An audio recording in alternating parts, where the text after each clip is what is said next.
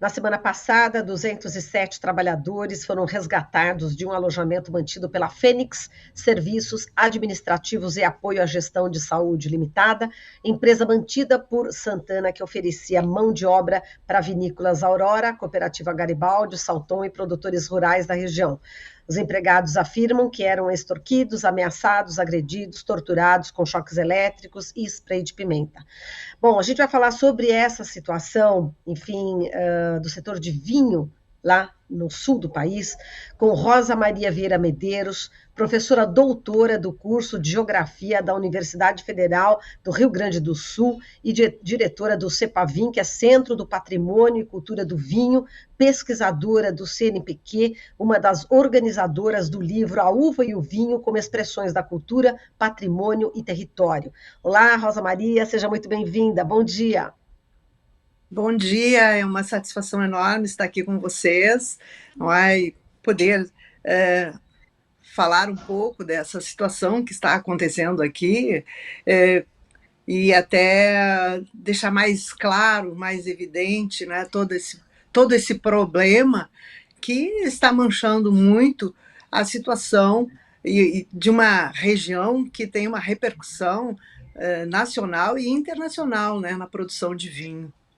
Exato. Vamos começar falando sobre a denúncia, né, desse trabalho escravo envolvendo uma empresa contratada justamente, como eu já falei, pela Salton Aurora e Garibaldi, né, Cooperativa Garibaldi, que desencadeou uma onda também de boicote a essas marcas, né? A gente vê aí nas redes sociais muitos consumidores já evitando os produtos, né, vindos dessa região, procurando outras alternativas de vinho, de uva.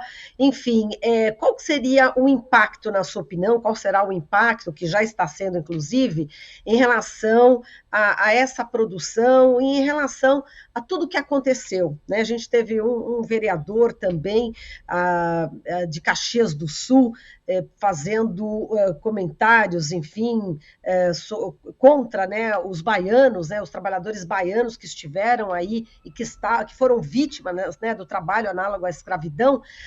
Como é que você está vendo tudo que está acontecendo no sul do país? Quais as consequências, na sua opinião, professora? Na verdade, as consequências elas são bem sérias. Primeiro, porque a gente tem a clareza de que esse trabalho, a responsabilidade é tanto desse atravessador, não é, que empregou, quanto das vinícolas. Isso sem sombra de dúvida. Tanto que isso a própria Salton, num comunicado que ela colocou, divulgou esse comunicado, ela assume a falta da parte dela de verificar instalações, de verificar como é que estavam essas pessoas, o horário de trabalho, essa coisa toda que compete a ela. Porque legalmente a vinícola ela tem tanta... eu não vou dizer culpa, não é? Mas ela é tão responsável quanto esse que contratou os trabalhadores baianos. Na verdade, a vinícola ela é a responsável, porque ela contratou esse atravessador, e esse atravessador contrata essas pessoas.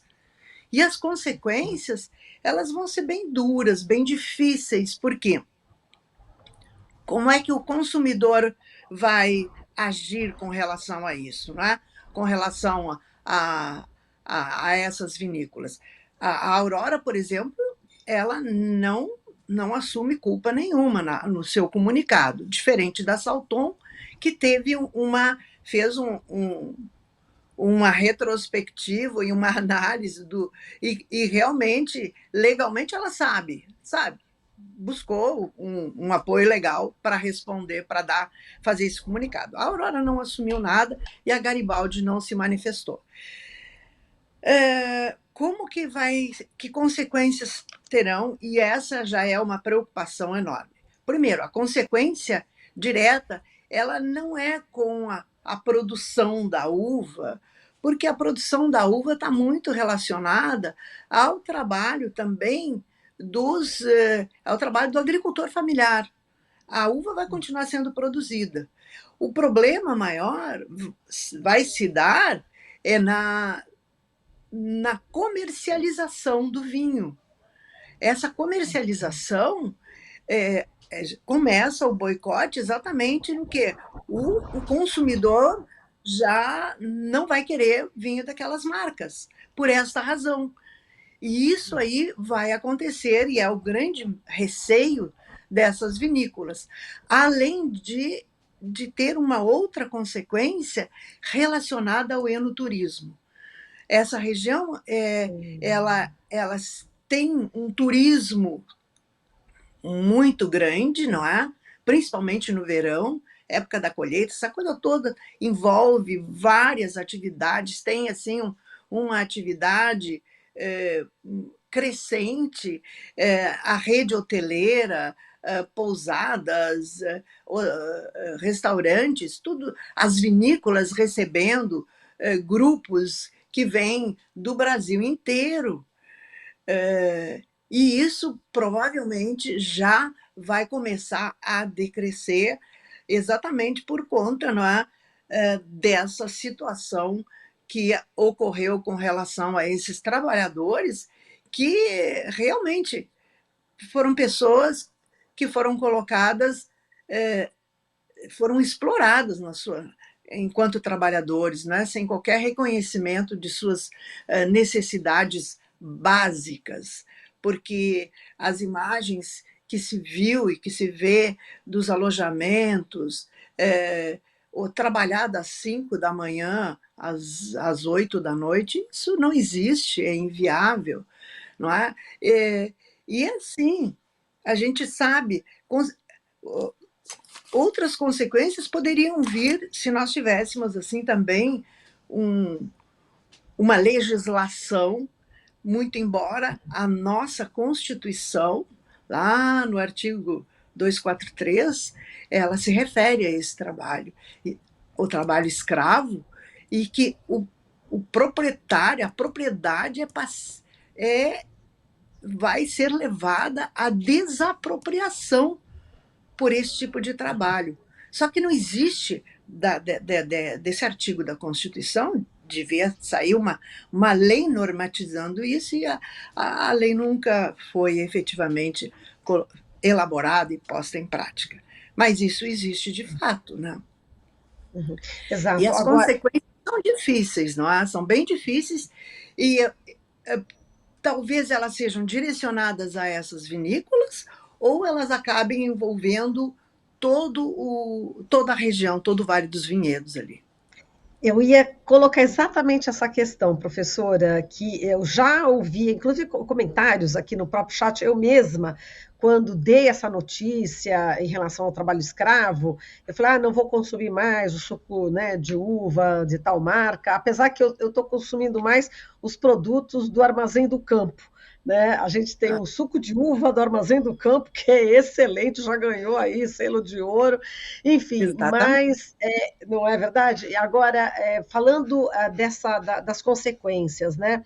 É possível, como você está falando, né, professora? É possível que haja um boicote, é do Sul, aí generaliza todo mundo, quer dizer, não só Salton Aurora ao Garibaldi, mas a é do Sul já faz a ligação com o trabalho escravo e acaba também prejudicando esses pequenos agricultores, enfim, e toda essa rede, né? Como você falou, em relação a pousadas, hotéis, enfim, acaba havendo uma extrapolação não só contra essas empresas, mas também ao próprio mercado em si.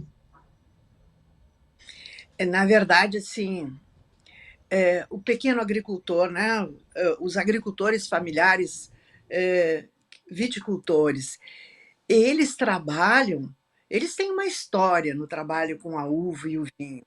E nem todos eles estão ligados a essas grandes vinícolas. Nós temos, e agora já está se fazendo, começando a promover um turismo voltado para os vinhos coloniais. O vinho colonial não é esse vinho que tem indicação geográfica, que tem indicação procedência, denominação de origem. Esse vinho colonial é um vinho produzido por esse agricultor familiar, que tem a sua vinícola lá na sua propriedade, produz esse vinho. É aquele vinho, o vinho de mesa, aquele vinho e que, e que tem sua validade. E já existem pesquisas que já estão buscando por que, que esse vinho também não recebe uma indicação geográfica. Não é? Porque ele tem todos os atributos para isso também. Ele talvez não tenha as grandes tecnologias das vinícolas, dessas vinícolas modernas, não é? Mas ele tem toda uma questão do saber, da tradição, da cultura italiana, tudo está ali também. E eu acho que nós também temos que começar a pensar isso aí. E tu sabes que hoje nós já temos, eu estive há pouco tempo em Santana do Livramento, no assentamento, onde tem uma vinícola produzindo vinhos finos. A vinícola está produzindo, é a família que produz, não é? Pai, 2 filhos, não é o pai e mãe, né? E a filha já está fazendo o curso de enologia na universidade, na Unipampa, em Dom Pedrito. Então, vejam bem, isso é possível, começar a fazer coisas, não é? Entre os pequenos. E por que também toda se criou um imaginário? Tu tem que produzir vinhos de qualidade a partir dessas uvas das castas europeias. Tem outras castas importantes, inclusive Chile, Argentina, não é? E que também produzem vinhos finos de qualidade. Não é? Então, tudo isso tem que ser pensado, analisado, e eu não acredito que o viticultor, aquele que trabalhou, entrega uva, vai continuar fazendo isso. Porque esse trabalho ele foi empregado em áreas maiores, não é? Em áreas de produção maiores. Esse pessoal, ou se algum desses produtores, necessitando de mão de obra, contratou, também levou, eles também vão sofrer, porque eles têm que entender que a legislação trabalhista é para todos, tá? Não é só para um grupo, e que esse tipo de trabalho pode ser explorado dessa forma. Isso não é uma coisa, não é impensável no momento que vivemos. Nós estamos em 2023, né? E isso está acontecendo aqui no nosso país e está repercutindo internacionalmente. Colegas de outros países, não é? Olha o que está acontecendo no Brasil, isso é possível. Isso não é possível. Isso aí é o impossível que está acontecendo aqui. É algo que nós não podemos deixar acontecer. Até aqui, o nosso governador, aqui, o Eduardo Leite, não é? Junto, já pediu acesso a todas as investigações da Polícia Federal, também está se envolvendo com isso. Teve uma queixa de policiais militares envolvidos, ele já está, não é, buscando esses que estavam lá. Então, medidas estão sendo tomadas, não é? Agora, essas consequências, não é, que vêm desse boicote, isso a gente vai ver só para o próximo ano. Não é? Isso vai acontecer, vai se refletir na próxima safra, não é? Na produção que vai reduzir. Mas isso é um choque também muito bom, porque essa região está passando por um processo de urbanização enorme, enorme, que está desrespeitando, inclusive, denominação de origem, indicação geográfica, cortando vinhedo, pensando. A Aprovale já fez uma carta aberta denunciando isso e chamando. Gente, vamos lá! Nós temos uma denominação de origem que é algo que dá a qualidade top ao produto, ao vinho, e aí acontecem essas coisas, acontece trabalho escravo, acontece uma urbanização que cresce e cresce, e aí? Não é? É uma área rural, tem patrimônio, tem tradição, tem saberes, tem tudo, isso tem que ser preservado também. E professora, em relação a essas empresas, né, que estão envolvidas nessas denúncias de trabalho escravo, análogo à escravidão, existem trabalhadores que podem ser prejudicados, trabalhadores dessas empresas, enfim, que podem ser prejudicados por conta desse boicote, por conta de todas essas consequências ou não? Olha, eu não teria assim uma resposta bem precisa, mas na verdade assim, ó, quando da colheita da uva em grande quantidade, o trabalho na vinícola aumenta muito. E há certamente o aumento do número de empregados, mas isso é sazonal. Isso é sazonal também. E hoje elas estão altamente tecnificadas, não é? Ah, é tudo muito moderno dentro dessas vinícolas.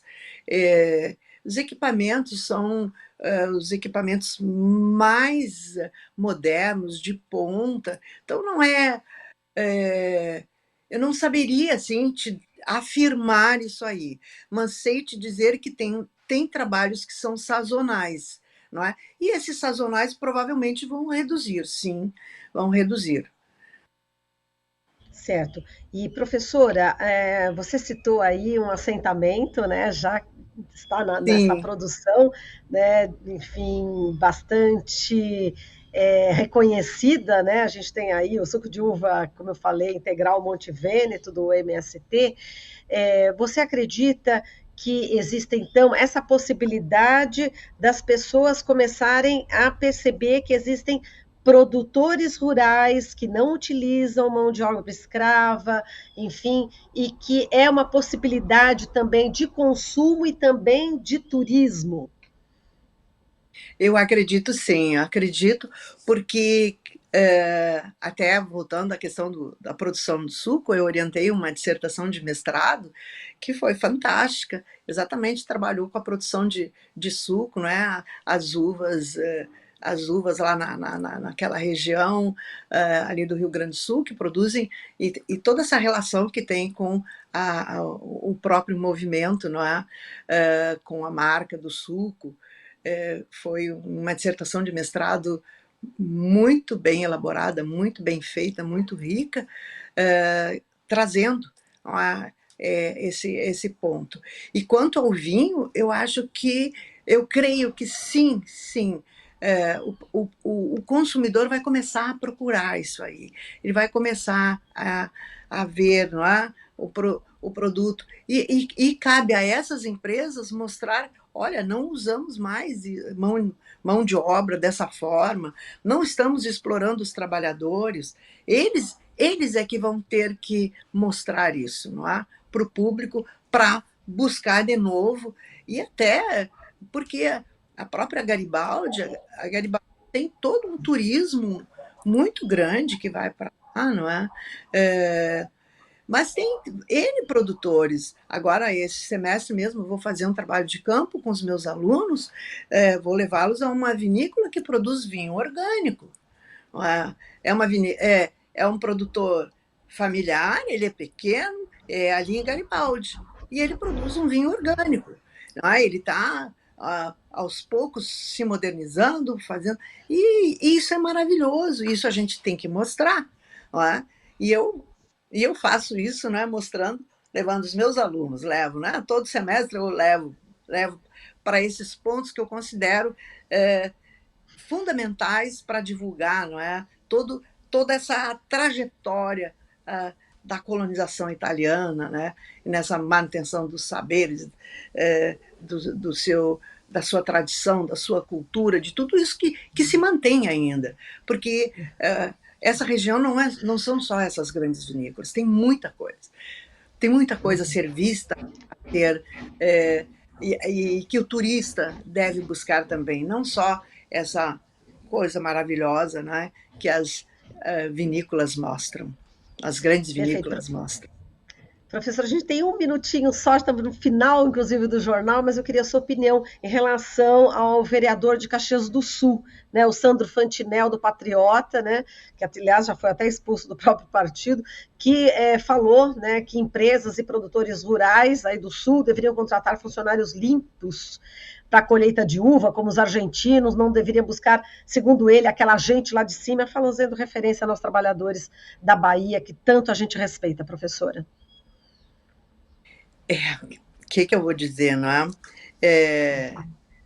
É um depoimento muito triste de ouvir, não é? Alguém discriminar depois que usou o trabalho, não é? Usou, explorou, agora vamos jogar fora, não é? Agora eles não nos servem. Vamos pegar trabalhadores. E quem disse que são trabalhadores?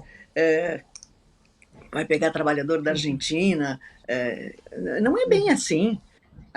Isso é muito complicado, é muito mais difícil.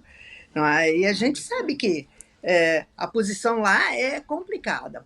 A posição lá na região de Bento, o próprio prefeito também se isenta de tudo, falou ontem, né? Na terça-feira ele falou na Rádio Gaúcha aqui, e ele assim, sabe aquele velho jogo de cintura, né? Não é bem assim, esses trabalhadores, nós vamos fazer o melhor, nós vamos fazer. Então tá, vamos esperar que eles façam lá, porque nesse momento não foi. Perfeito, está certo, professor. É realmente lamentável, né, professor? É isso. É muito triste. É uma mancha. Isso aí é uma mancha muito... Sabe aquela mancha que não sai nunca? Essa vai marcar. Vai ficar, vai ficar. Vai ficar, certamente. Tá certo, professora. A gente agradece demais aqui a sua participação, um forte abraço e até uma próxima oportunidade. Muito obrigada, eu fico feliz de estar aqui falando com vocês e até uma próxima oportunidade. Obrigada. Falamos com Rosa Maria Vieira Medeiros, professora doutora do curso de Geografia da Universidade Federal do Rio Grande do Sul e diretora do Centro do Patrimônio e Cultura do Vinho, CEPAVIM, pesquisadora do CNPq e uma das organizadoras do livro A Uva e o Vinho como expressões de cultura, patrimônio e território. Você acabou de ouvir Jornal Brasil Atual. Movimentos sociais, política, direitos humanos, economia, mundo do trabalho, cultura e prestação de serviço. Jornal Brasil Atual. As notícias que os outros não dão.